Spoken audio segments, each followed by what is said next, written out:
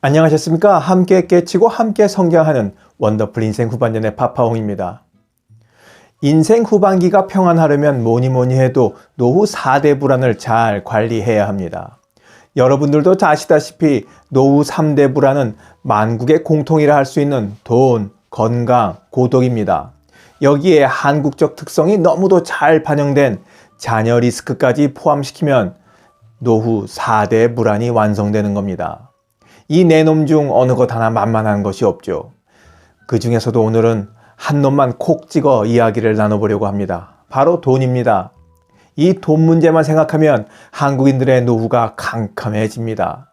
전문가들은 우리들의 사고방식이 바뀌지 않는다면 앞으로의 노후가 캄캄하다 못해 끔찍해질 수 있다고 경고합니다.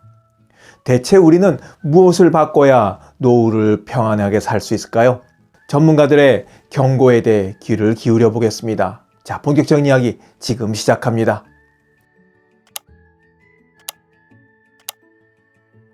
이른바 베이비붐 세대를 포함한 우리나라의 50대 이상 성인들은 한국의 고도성장 혜택을 톡톡히 본 행운의 세대임은 틀림없습니다. 그렇다고 해서 기성세대들은 월급 받아 몇 년만 모으면 집 한 채 샀다는 그 요즘 청년들의 물정 모르는 그 투정처럼 쉽게 집을 갖게 된 것은 아니지만 그래도 지금보다야 집 한 채 마련하기가 쉬웠던 것은 사실입니다. 이는 연령별 주택 소유율을 살펴보면 더욱 선명해집니다. 2022년 발표된 자료를 기준으로 70대는 70.4%, 60대는 67.9%, 50대는 63.9%가 주택을 소유하고 있는 것으로 나타났습니다. 이 세 연령대의 주택 소유율의 평균을 구해보면 67.4%입니다. 전체 주택 소유율이 56.2%라고 하니까 전체 평균보다 11.2%나 높습니다. 그런데 우리 대한민국 노년층은 물론 중장년층들까지 포함해서 그들의 미래가 캄캄한 이유는 속을 들여다보면 선명하게 알 수 있습니다. 바로 그들의 자산 구성이 균형을 잃고 한쪽으로만 치우쳐 있기 때문입니다.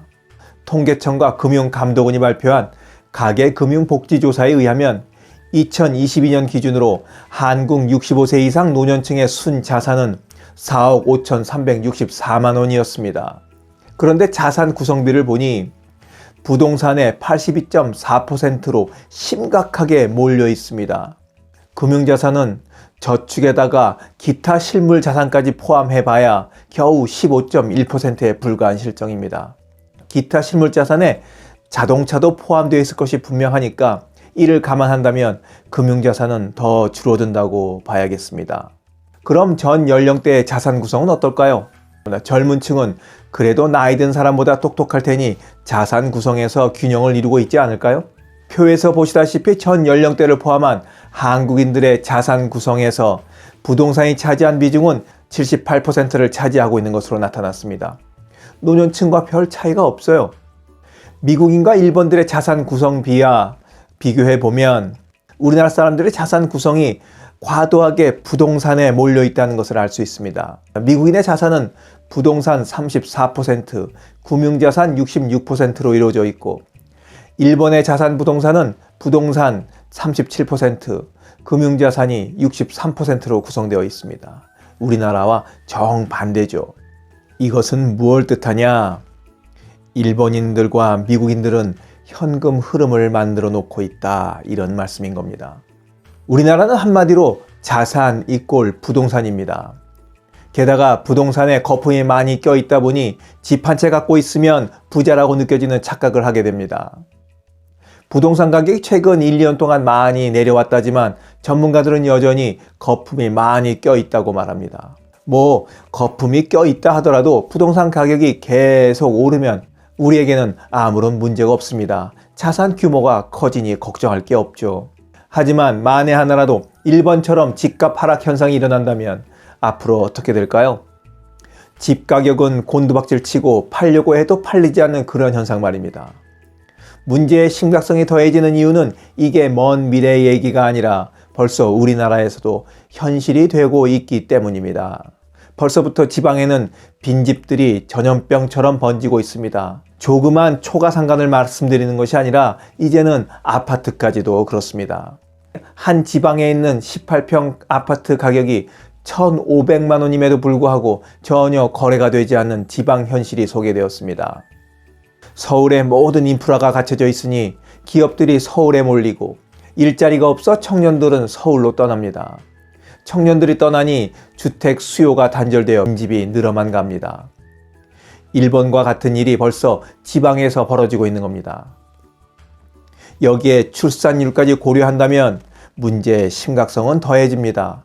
출산율 저하 문제는 한 지방에 국한된 문제가 아니라 대한민국 전체에 타격을 주는 문제입니다.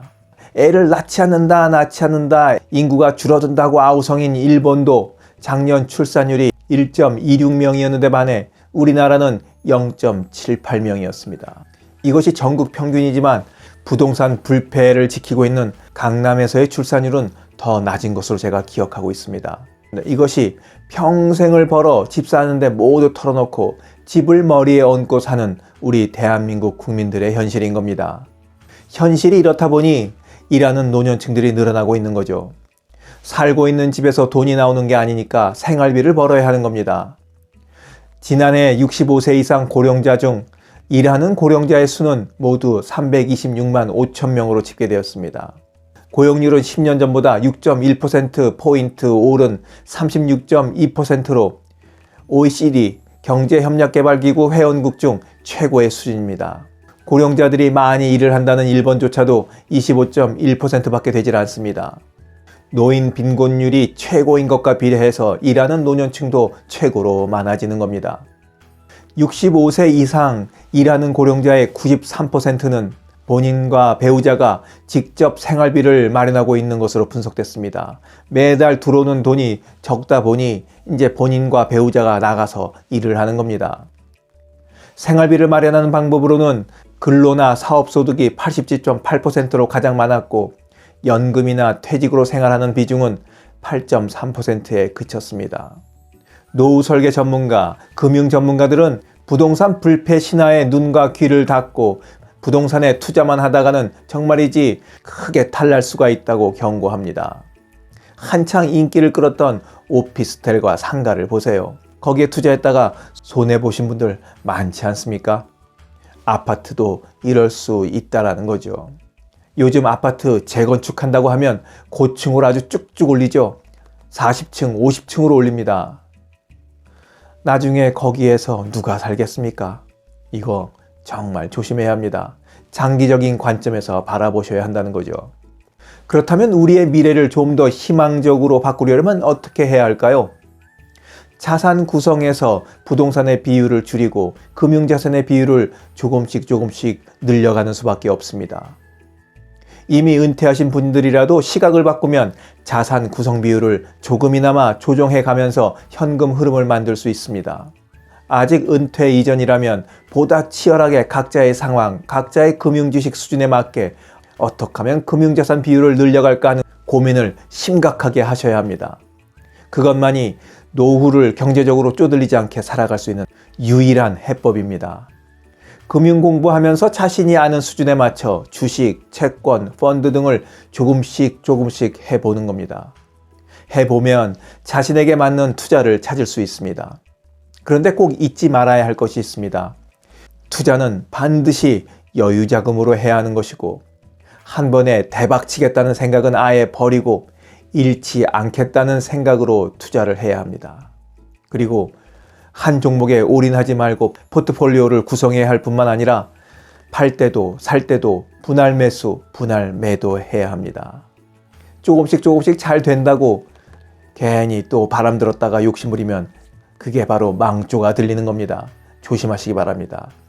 영상을 보신 모든 분들이 은퇴 후에도 경제적으로 넉넉하게 살아가시길 바라면서 오늘 이야기 마치도록 하겠습니다.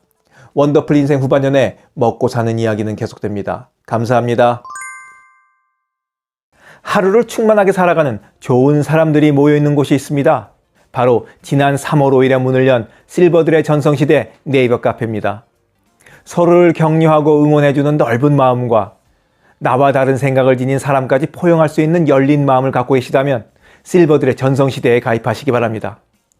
댓글란 맨 위에 적어놓은 링크를 누르시면 가입할 수 있습니다. 아주 쉬워요.